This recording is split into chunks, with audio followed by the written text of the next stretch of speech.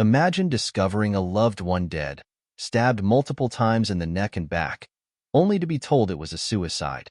This is the harrowing reality faced by the family of Ellen Greenberg, whose suspicious death and shocking post-mortem conclusions have left a trail of unanswered questions.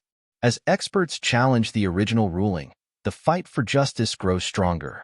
On January 26, 2011, Ellen Greenberg's fiancé, Sam Goldberg, came home to their Philadelphia apartment and found the door locked from the inside. After breaking it down, he made a shocking discovery.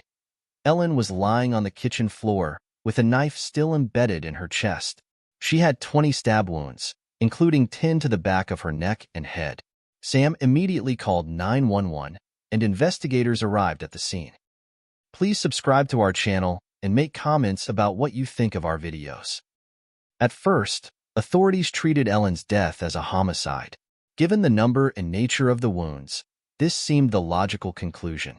However, just weeks into the investigation, the Philadelphia Medical Examiner's Office shocked everyone by ruling her death a suicide, despite the extensive injuries, which included deep stab wounds to her neck and back, areas difficult to reach by oneself. Her fiancé was questioned but never charged, and no clear signs of forced entry or struggle were noted. The sudden change from homicide to suicide left both Ellen's family and the public stunned. How could someone inflict 20 stab wounds, including multiple to their own neck and head?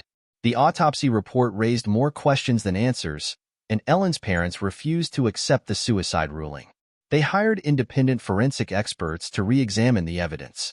Forensic pathologists reviewed the case and found that Ellen's injuries were inconsistent with suicide.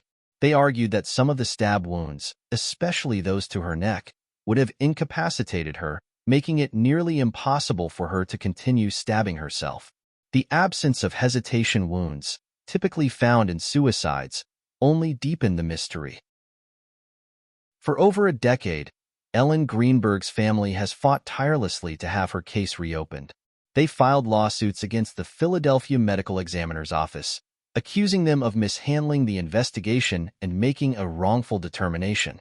In 2022, new forensic evidence came to light, providing more support for the theory that Ellen's death was not a suicide but a homicide. Their experts also pointed to other inconsistencies. There were bruises on Ellen's body, and a lack of defensive wounds suggested she may have been overpowered by someone.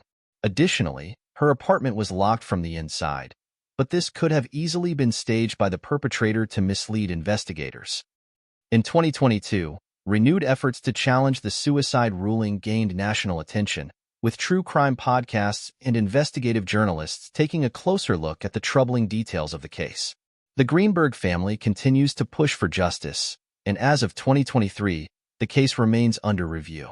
Although Ellen's case is still officially closed, the growing public pressure and the mounting forensic evidence suggest that the fight for answers is far from over.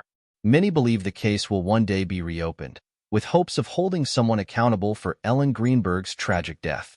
Ellen's death has highlighted concerns about how cases are classified by medical examiners and the challenges families face when trying to overturn official rulings. It has sparked debate about the limits of forensic science, particularly when faced with cases that challenge traditional expectations. Her family continues to seek answers, determined to find justice for their daughter.